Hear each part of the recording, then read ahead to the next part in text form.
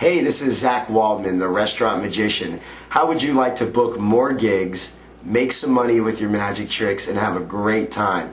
Well, if you want to do that, it's really easy. I'll show you how. Just go to my website, therestaurantmagician.com, and I'll show you exactly how to get started in this line of work. Why not take all that money you've invested in magic tricks and lecture notes and magic conventions and finally start to see some return on that investment by turning your hobby into a lucrative career. Even if you do it part-time, working restaurants and bars is a lot of fun. It takes a couple hours a week. It's easy to do. And I give you all of the information on my website, therestaurantmagician.com.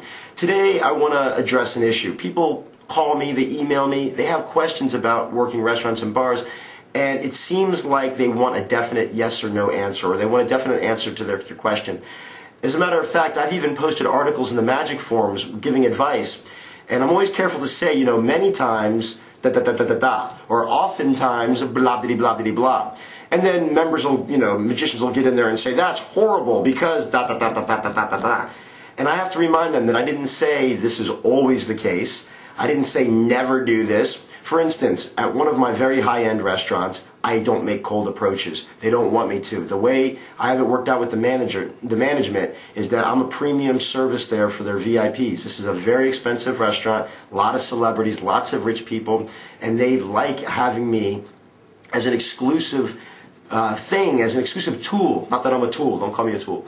But they like to use me to impress their VIPs. It's something special for them, kind of like a private room or anything like that, special tables. I'm a special thing, and I don't mean retarded. Anyway, I'm silly today. Here's the point, is I don't make cold approaches over there. And I've told people that it's nice if you can minimize making cold approaches. In other words, walking up to a table and saying, hi, I'm going to show you magic. So much better when people invite you over to their table. So even though that's, in my opinion, the optimum way to do things, the preferable way, even though you're doing things exactly like you're supposed to, you could still get in trouble. Let me explain. I was requested to work at a table by two gentlemen. And partway through the first effect, I get a tap on the shoulder. It's the host. He tells me I have an emergency phone call. Totally freaks me out because nobody's ever called me at work, ever. Find out that's just a code they use at the restaurant. Everybody knows it except me because it had never happened before. Even though I've been at the restaurant almost 6 years, I didn't know that it's the way they did things. The host will walk up to a server and say, excuse me, we have an emergency phone call for you. And the server knows he just wants a word with him. So I go to the host, I'm like, hey, what's up? He says, yeah, the woman at the table, she didn't want you performing magic. So what woman? Well, I come to find out that the two men requested me at their table while the woman was in the restroom. The woman came out of the restroom, saw me performing, and complained about me. So you see, you can do things exactly the way you're supposed to do them and still end up with a hassle. Now, the woman's obviously a whack job, and I'm sure that and what's funny is I did Shannon Doherty from Beverly Hills 90210 was in that night, and I performed for her, I performed for a bunch, and this one time I performed for her and some guests, and they were cheering, laughing, applauding. It always makes you feel good when your table really enjoys you after another table kind of did something crappy. I'm sure those guys, had a word with her. They were probably like, dude, why would you get rid of the magician? We asked him to come over. Regardless, this ties into taking action, because the reason so many people won't take action is because they're fearful of doing the wrong thing.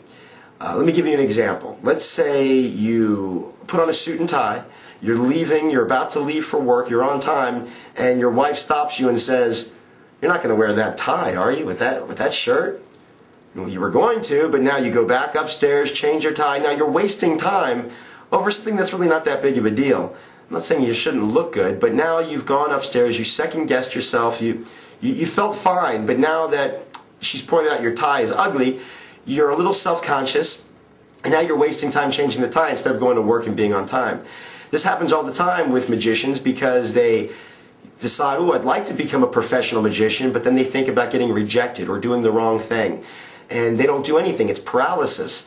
It's better you do something than nothing, even if it's so-called the wrong thing. It might not be the wrong thing. What is the wrong thing? So if you have a business card and you show the design to a friend and say, hey, what do you think of my business card design? I did it myself in Photoshop. And they say, oh my God, it's horrible. I wouldn't send that out. So you feel bad about yourself, you have doubt, and you don't send out the business card. You don't have it printed up, you don't have it made, you never send it. Well, how much time did you just waste? Wouldn't it have been better to have a business card that wasn't perfect and not have one at all?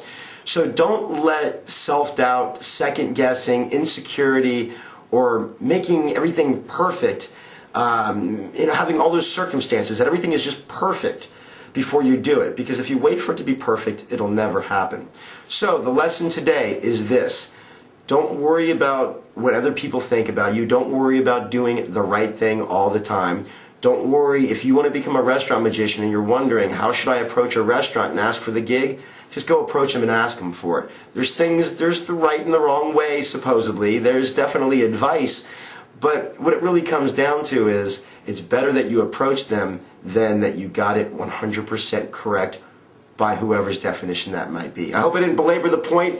I hope you got what I'm saying. I hope you take action. And if you want to become a restaurant or bar magician, I can help you.